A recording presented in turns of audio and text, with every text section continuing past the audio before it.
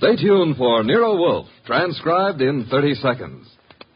Tomorrow, you're invited to a one-hour concert by the renowned NBC Symphony. The orchestra will be under the direction of Bruno Walter for tomorrow's performance, and celebrated violinist Joseph Szigeti will be featured soloist. Selections for tomorrow include the overture to Mozart's Marriage of Figaro and the same composer's brilliant concerto for violin and orchestra. You're invited every Saturday to a concert by the NBC Symphony. Ladies and gentlemen, the ringing of that phone bell brings you mystery, adventure. Nero Wolfe's office, Archie Goodwin speaking. Who? Mr. Hal Horton, United Industries? Oh, I see. Well, I must warn you, Mr. Horton, Mr. Wolfe doesn't take kindly to big industrialists. Says their great wealth upsets his digestion. Why do you want to see him? The connection's bad. I don't hear you. Who? Who? Mr. Horton, who? We're cut off. What is it, Mr. Goodwin? Mr. Hal Horton called. I understand that. I won't see him. Tell him what money I have to invest I put into orchid plants. Mr. Horton wasn't promoting anything. And what did he call you for? The great Horton needs a detective. Maybe just my occupational reflex, but I thought he said somebody had been murdered.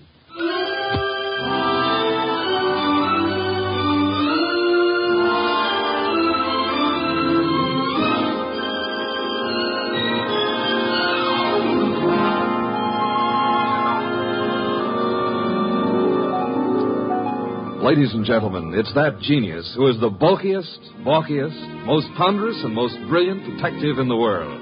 Yes, none other than that chairborne mass of unpredictable intellect, Nero Wolfe, created by Rex Stout and brought to you in a new series of adventures over this NBC network in the person of Mr. Sidney Greenstreet.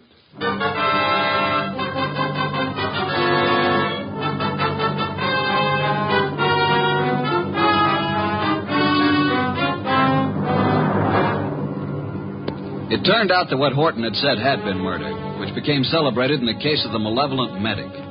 But its solution wasn't a simple matter of following up his accusation. It had false clues mixed all through it like raisins in a pudding. The man we came to know as the Malevolent medic was young Dr. Benjamin Sloan. The case began on the sunny afternoon when Grace Banks, his nurse, came into his private office. Waiting room's finally empty, I take it? Well, there's one more patient, darling. I'm sorry, doctor. Mrs. Horton's here for another of the thiamine chloride shots you ordered for. I said you could give her those, Grace. She doesn't have to wait to see me. Oh, she's hung up her mink coat, parked her orchid and her alligator bag, and filled up all the ashtrays with lipstick cigarette stubs. Mrs. Horton prefers to wait for you. She seems very upset. I hoped she'd get hold of herself. Mrs. Hal Horton with all that money. Whatever gives her such jitters? Darling, if I ever get in that condition after we're married, please shoot me. I've advised her to go to a specialist. Hers isn't a true medical case. Well, I'll do what I can. Get a needle ready, will you, Grace, and show Mrs. Horton in. Yes, darling. I mean, doctor. Mrs. Horton, will you step in now?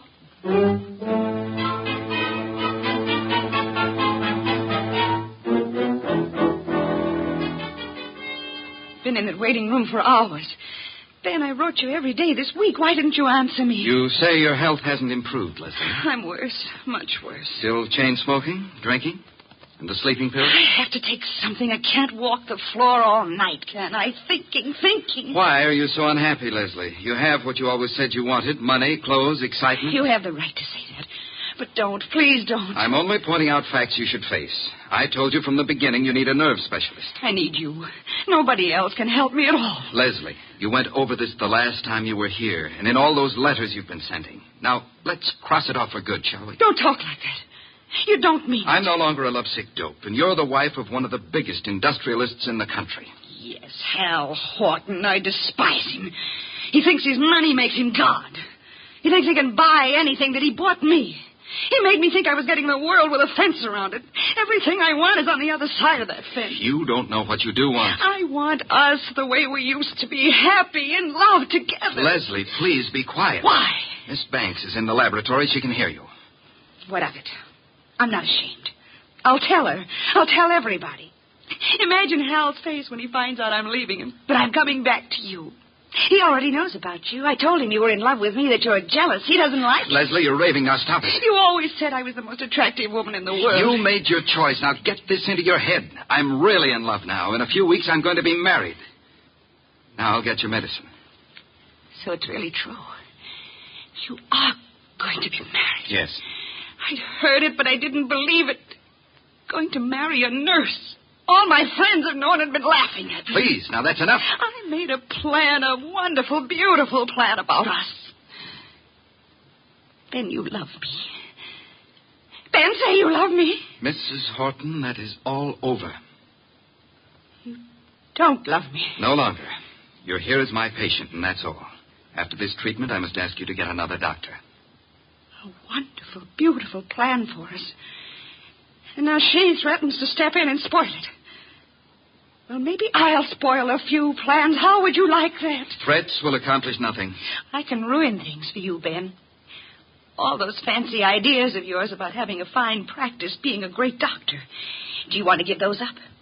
I can arrange it so that maybe there won't be any wonderful future for you. Are you prepared to face that possibility? Because I'm prepared to make it a reality. And I mean it.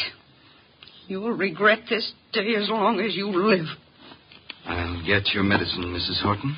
Hand me my bag. Thank you.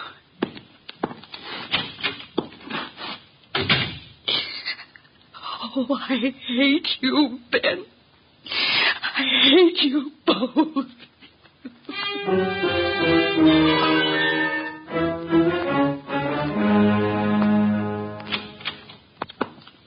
Sorry to have kept you waiting, Mrs. Horton. Miss Banks had to do a repair job before she could use the sterilizer. Alcohol, Miss Banks? Yes, Dr. Sloan. Now, Mrs. Horton, may I help? Thanks. So nice of you. There. Right side for the hypo this time, isn't it? Just touch with this cotton. Ready now, Doctor. Oh, What's the matter, Mrs. Horton? I'm just cold. Alcohol. After this, I advise you to go home and rest. These massive doses are a little painful, but they give results. There. That's all. Just relax here, and you can leave in 10 minutes. Come, Miss Banks. I want to talk to you.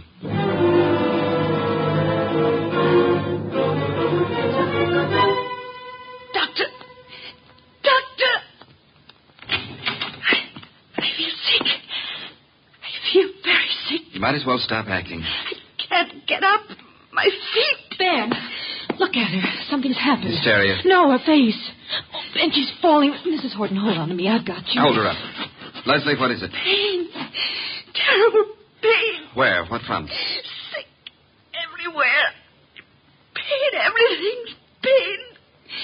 Pain in my head, pain in my feet. My feet.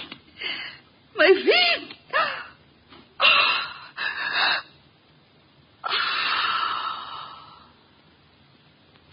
Doctor, she's dead. Yes, Grace.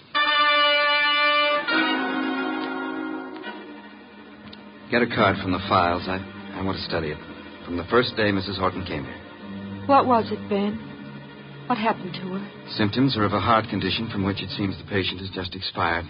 Then you must call her husband. Grace, did you hear me? Yes, Dr. Sloan.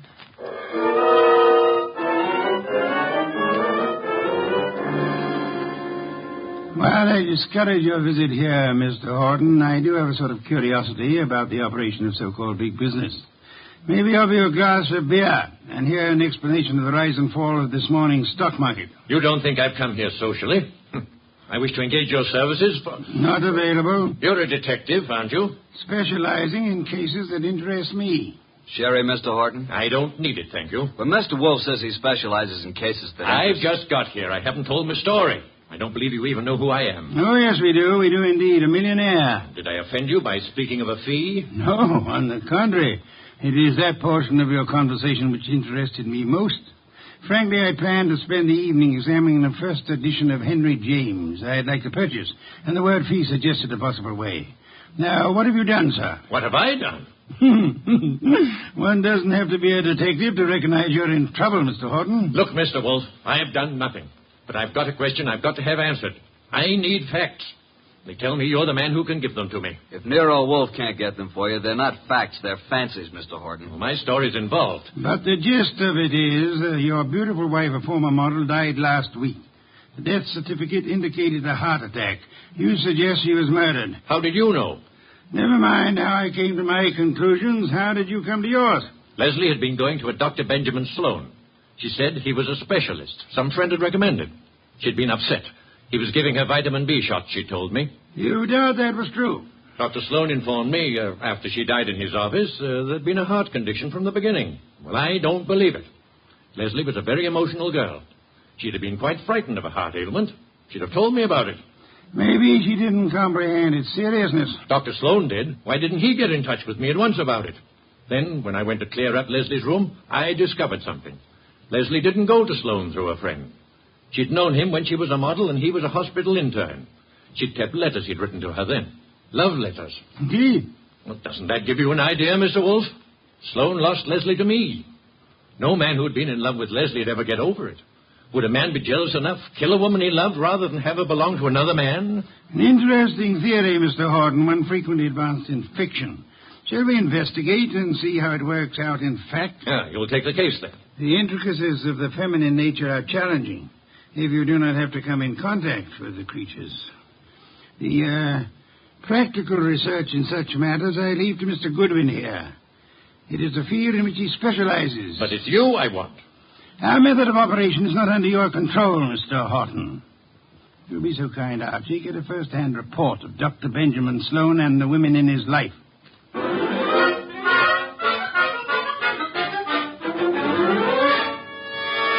Just came to ask a few routine questions, Dr. Sloan. I don't understand your interest in the Horton case, Mr. Goodwin, is it? That's right. The death certificate was signed and a report made to the medical inspector. Detectives are a snoopy lot. Detectives? Are you from the police department? No, I'm employed to note some details before we close up the Leslie Horton estate. Sudden deaths have to be double-checked. I'm afraid I can't add a thing to what I've already reported. Well, thanks for seeing me anyhow. Been a pleasant visit. Ever have a patient die in your office before, Dr. Sloan? No, but I've seen similar cases in the hospital, of course. Was Mrs. Horton warned about her heart condition, Dr. Sloan? I discussed her case with her fully and frankly. And her husband, wasn't Mr. Horton alarmed? He didn't know. Mrs. Horton's ailment was, well, not to bore a layman with medical details, was not a fatal one necessarily. She might have gone on for years. Just played in bad luck, huh? The worst. Mm-hmm. When'd you first meet her? Several weeks ago. And you saw her how many times? It's all on the record. She was nervous. I prescribed thiamine chloride. Her medical report card shows that. You read it for yourself. Well, I guess that's all, Dr. Sloan. Won't bother you further. Miss Banks will show you out. Yes, Dr. Sloan? Sort of a modern Aladdin arrangement, isn't it? I wish I could press a buzzer and have a beautiful girl like you up here. Mr. Goodwin is leaving. Oh, this way, Mr. Goodwin. You can use the side door. The waiting room's full of patients. So long, Doctor. This way, through the lab. There's a door from it into the corridor. Cozy place, all those bottles. I suppose there's enough stuff in here to kill an army. To cure one. Miss Banks, may I say that you're the kind of a nurse that patients dream about? Make it a pleasure to go to a hospital. Blonde hair, blue eyes, winkers an inch long. Are they real? If you'll excuse me. What do I have to come down with to persuade you to take care of me? Huh? I don't take cases. I'm a technician. Good day, Miss. So you work just for Dr. Sloan? It's too bad the way he's involved in this Horton case. It looks serious. Mrs. Horton simply died of a heart attack in Dr. Sloan's office. If you wanted to help your boss, Miss Banks, you'd stop rushing around and answer a few questions. I'm sure Dr. Sloan gave you the necessary information. Guess he doesn't realize the trouble he's in. If you can supply any details that'll change the picture, you'll be doing him a great favor. He's a nice guy. I want to help. What is there to say? The report... Let's get it in your own words. Just what really happened here that day.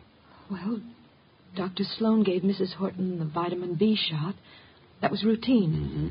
But she didn't get up afterward. She said she was sick. And then she fell and I caught her. And Dr. Sloan administered emergency treatment. What did that consist of, Miss Banks? All that is in the office record. What would bring on such an attack? It could have been several things. Could it have been something she ate? Acute indigestion affects the heart. Maybe Mrs. Horton would be here now if the doctor thought to use a stomach pump. He did use one. He did everything there was time to do. She certainly went in a hurry. Suffer a lot? She said she was in pain. Where? Her stomach? No, not her stomach. Where then? Well, she seemed to be in pain all over. Reflex, maybe? When it was over, what did you do, Miss Banks? Call Mr. Horton. Must have been a blow to the great man. I understand she was younger than he is and quite a sultry gal. I'll talk to you professionally because you said it was necessary to help Dr. Sloan. Is that all, Mr. Goodwin? I guess it is for now. Unless you'll have dinner with me. Thank you, no. I'm handsome, hard-working, and harmless. I'll bring you references from my employer. What do you say? The express elevator's the one on the right. Must be there's another man. Wouldn't be the doctor, would it? Well, you'll fit better in a Pullman kitchen than here among the test tubes at that. My reluctant congratulations.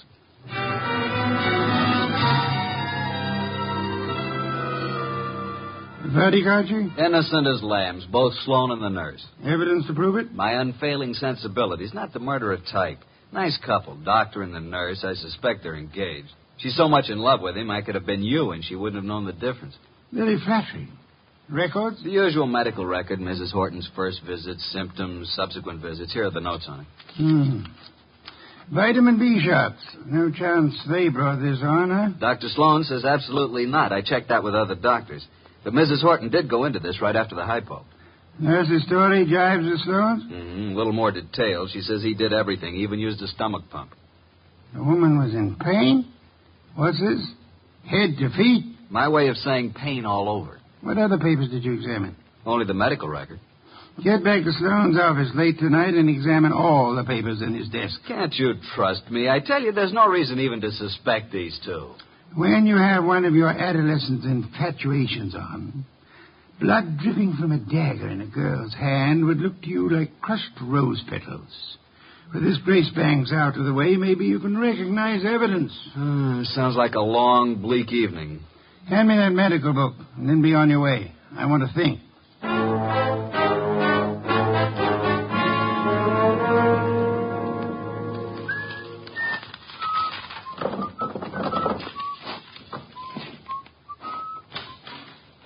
Well, good evening, Mr. Goodwin. Oh, good evening, Dr. Sloan. This is a surprise to us both. I didn't anticipate that you'd be keeping office hours after midnight. What are you doing in my office at 2 o'clock in the morning, Mr. Goodwin? Reading your mail and having a ghoulish time surrounded by all these shiny instruments of yours. You've been rifling my desk. I wouldn't do that if I were you.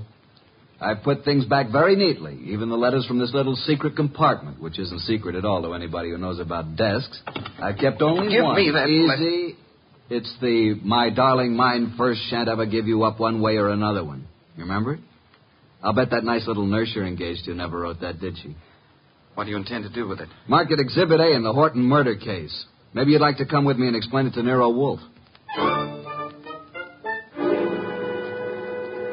Very moving, very flattering, very interesting if you like women, but also very incriminating, Dr. Sloan. What does it prove? A silly woman with a nervous breakdown imagined she was infatuated with me. A woman who is now dead, you must remember, under, shall we say, unusual circumstances. You signed a death certificate which stated Mrs. Horton died of a heart attack. As you signed it, Dr. Sloan, did you remember she had threatened you and heave a sigh of relief that fate had done you such a good turn? I didn't bear Leslie any ill will. I was sorry for her. You felt adequate to the situation. You called no other doctor, though there are several in your building. My first thought, of course, was that it was some extraordinary allergic reaction to the vitamin dose. It was not until an hour or two after she was dead you decided she expired from a heart attack. Yes. How did you explain the pain? I reported no pain. Miss Banks said Mrs. Horton had pain from her head to her feet. Grace said that? Well, not in those words, but that was the general Dr. Sloan, why did you use a stomach pump on a heart case? Why, I told you I tried everything, sometimes an acute digestive disturbance. I suggest you did it because to you, as to any qualified physician, the pain in the feet suggested poisoning, a particular kind of poison, an inorganic poison. There wasn't any in her stomach. You maintain that? Archie, get the medical examiner on the phone. Tell him the body of Miss Hal Horton must be examined for any evidence of poisoning. I know you think Mrs. Horton was murdered, but it's impossible. There'd been no one near her. Miss Banks? Miss Banks couldn't have done it. She was working with me constantly. That's what I thought you'd say, Dr. Sloan.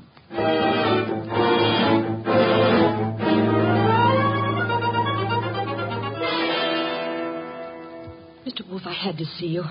This is the most dreadful thing I've ever heard of. Trying to accuse Dr. Sloan of murdering a patient. It appears he had a reason to want Mrs. Horton dead, Miss Banks. She was that thing the poets write about, a woman scorned. She had sent him this hysterical letter threatening scandal if he rejected her. He couldn't control her. She kept coming back to his office making scenes. He gave her nothing but thiamine chloride. I know. I fixed the shot myself. Don't start covering for her. I'm not. I tell you, I filled the needle. And I didn't put anything but thiamine chloride in it. You haven't any reason to think anybody did, except for that letter you stole. If it wasn't for that letter, give it to me. Give it to me. Come on, Archie, quick. Drop it, baby. Come away from that fireplace. Why, you little tiger kitten. I didn't think you had it in you. Come on, let go of it. Let go. Give it to Papa. Now, look what you did. You almost got Nero Wolfe out of his chair.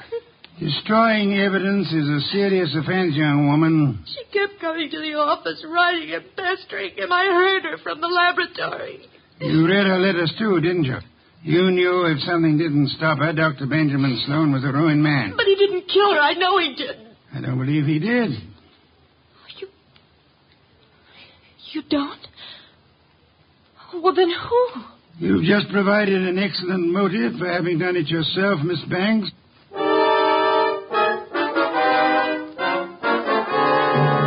Pears and white wine. Cold, luscious, exotic. Excellent, Fritz, excellent. Best thing that's happened today. I don't like this Sloan case. If you ask me, I think that Horton dame got what was coming to her. Those are not the words of abstract justice, nor the phrases of a gentleman of culture. A good detective never plays favorites. Good night's rest, and you will find your attitude more normal by morning. You expect to have this case solved by morning? It's solved now. Thanks to the expedition I sent you on this afternoon. The arrests can wait. No one will escape. I feel like a murderer myself. If I hadn't wormed it out of Grace about the Horton woman complaining of pain, and if you hadn't jumped at the word feet. That, Archie, my dear fellow, is the purpose for which you exist, to discover pertinent facts. Have we quite finished? Coffee in the study, then. Here's the door. I'll go. Mr. Wolfe in? He isn't seeing anyone this evening, Mr. Horton. Well, he's seeing me. Archie, if that's Mr. Horton, I'll see him. You'd better. Sorry you found Mr. Goodwin so impossible, Mr. Horton. He came to pay you a call this afternoon. I sent him, but he didn't find you in, did you, Archie? No, but I made myself at home. I knew anything that would help to solve this case you'd want us to have. What do you mean? You were in my house? What did you take? Nothing of monetary value, I assure you, that will not be returned in due course. But before I announce the solution of a case, I like to have all my little props in place. I appreciate a well-rounded performance. Mr. Wolfe, I've had enough of this foolishness, this delay. I hired you to convict Sloan, not to play parlor games. You must be patient, Mr. Horton. Don't force me. I want action. Well, I had planned to wait until the morning, but if you insist... These papers here may interest you, Mr. Horton. Mr. Goodwin here collects them, your wife's letters. Leslie's? You recognize the script?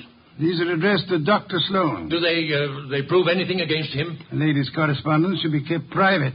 This other letter, however, was sent to you. To me? Leslie's? What? Give it to me. Easy, Horton, easy. Don't grab. No, but that letter's mine. You stole it from my desk. There is a point in a case, Mr. Horton, where letters cease to be personal property and become evidence. What evidence can that letter provide? It seems you had reason for wanting to kill your wife, Mr. Horton. A man can get annoyed by a note saying his wife never loved him, that all his money isn't enough, and that she's going to another man. You accusing me of murder? It could have been the perfect crime. Poison in one of those pills she was forever taking, or on the tip of the cigarette she chain-smoked, in a doctor's office to die in. If you hadn't been fool enough to try to pin it on Sloan, you might have gotten away with it. If I had known while she was alive what Leslie was, I might have done anything. But that letter you stole from me was one she left under my pillow. I didn't find it until after she was dead. I didn't kill her. Sloan did. You hired me to prove that, Mr. Horton. Suppose you let me go about my business. Nero Wolfe's office. Yeah? Oh, you did? Good boy. We'll expect you. I'll tell Mr. Wolfe at once. Medical examiner's officer. Just as you thought, they found poison in the body. Listen to me. Inspector Kramer's picking up Dr. Sloan and Grace. They'll be here any minute. Kramer's set to make an arrest. I told you. The police know it's Sloan. Put the letters in Mrs. Horton's bag on my desk, Archie. Leslie's alligator bag? You stole that from my house this afternoon, too. Those things are mine. Inspector Kramer will want to take them with him. But do you think I wanted made public what Leslie did to me? Kramer can't have them. Maybe the inspector will want to take you, too, Mr. Horton. Let them in, Archie. Come in, Inspector Kramer. Dr. Sloan, Miss Banks. Wolf asked me to bring them here first before I locked anybody up. Mrs. Horton was murdered, all right. I'm sending a man for Horton, too. You won't have to. Mr. Horton's waiting here to join the party.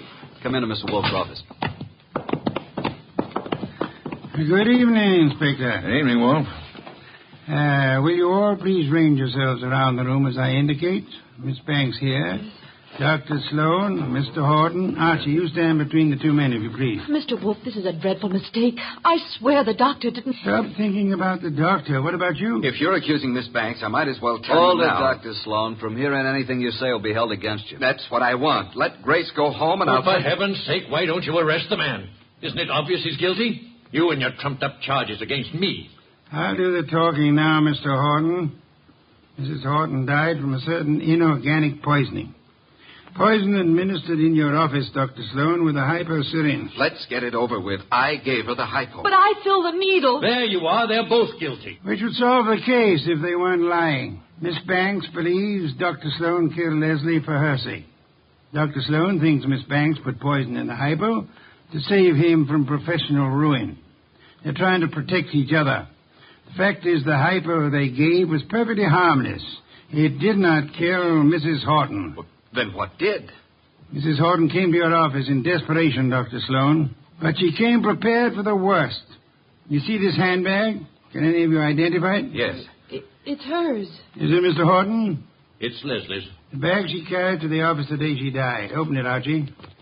You will see it contains her change purse, billfold, cigarette case, matches, her handkerchief, nothing more. That is, not unless you look closely. Then you will observe this lining has a double fold. A secret compartment. Exactly. We open it this way, and there we find it. A hypodermic needle with which the unhappy woman committed suicide. Miss Banks, Dr. Sloan, you can stop protecting one another. Mr. Horton, the world need never know you were a betrayed husband. Mrs. Horton killed herself while in a confused state following a mental breakdown. The case of the malevolent medic is closed.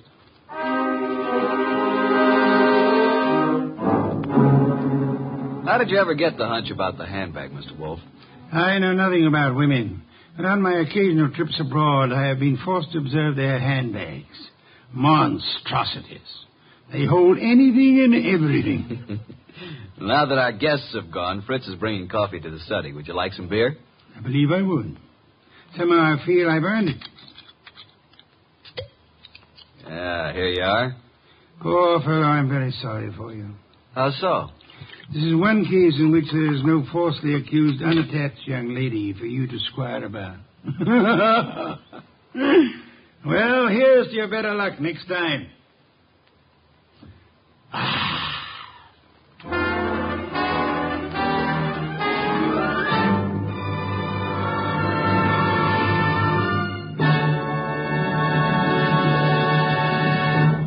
You have been listening to The New Adventures of Nero Wolfe, starring Sidney Greenstreet.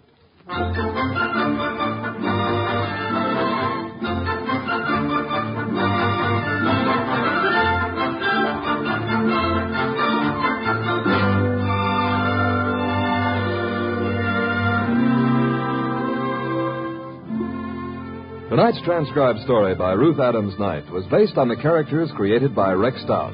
This is an Edwin Fadiman program, produced and directed by J. Donald Wilson. In the cast were Harry Bartell as Archie Goodwin, and Gene Bates, Vic Perrin, Bruce Payne, Bill Johnstone, and Mary Lansing. Next week at this same time, Nero Wolfe and Archie will bring you The Case of the Hasty Will. Don Stanley speaking.